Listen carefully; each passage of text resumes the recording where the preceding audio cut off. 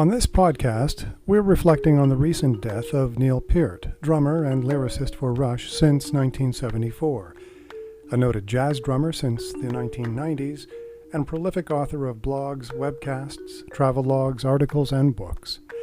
Neil died on January 7th of this year.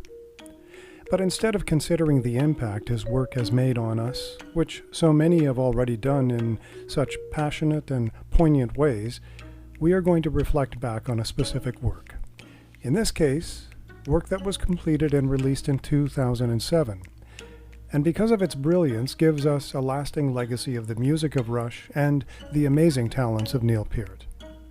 That work is Snakes and Arrows. But before we go back to that 2007 opus, consider as you listen to this podcast what your impressions of that album were at the time, and reflect a bit on your experience having listened to it since then, and perhaps having even attended one of the concerts that promoted the album. Now, let's go back to the spring of 2007.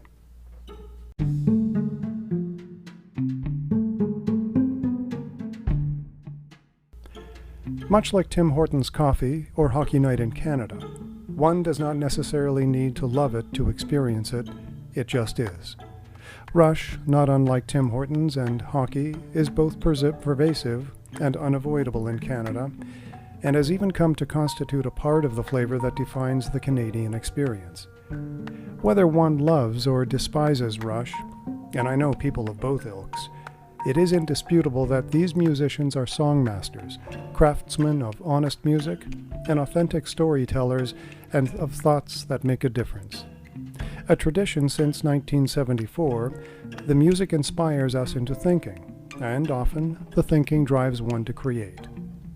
Nearly 3.5 decades after their first album, Rush continues to make a difference.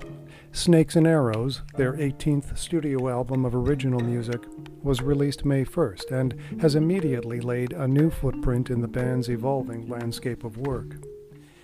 Snakes and Arrows is an album in the formal sense of the word, one that awakens old fans and provides a reason for young music lovers to really get excited about the fact that music can last beyond what the DJ decides to play. Balance is a word that aptly describes Rush's newest work. This is a thoroughly balanced accomplishment in musicianship. Specifically, everything comes through with equal effect: words, drumming, guitar, and bass arrangements. The production is outstanding, and true to Rush form, the packaging of photos, design, and artwork help complete the balance. The music opens with Far Cry and closes poignantly with We Hold On. It's heavily intellectual and highly accessible. Its feel and buzz are as haunting as they are happening. Like a good book, this piece of balance is a page-turner.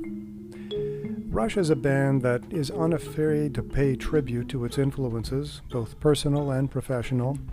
Snakes and Arrows highlights many of those, and that is one of the reasons that this work lends itself to an authentic listening experience.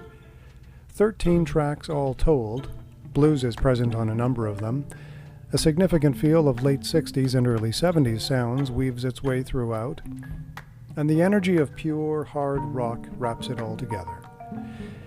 A few of us at a listening party even thought we detected a slight ode to the Danforth on one of the 3 instrumental tracks, sounds that are somewhat reminiscent of Papin Danforth, a movement from Hemisphere's La Villa Strangiato, coupled with the use of bouzouki and mandolin.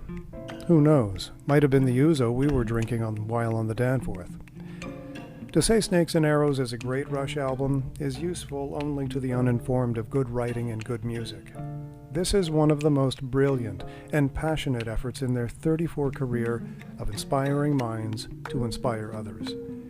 But more to the point of Snakes and Arrows, a hard-working company of musicians is always just starting out, and Rush exemplifies this wise youthfulness by belting it out with a cyclonic ferocity that would leave any listener mouthing the words, "Oh my God, this is really good."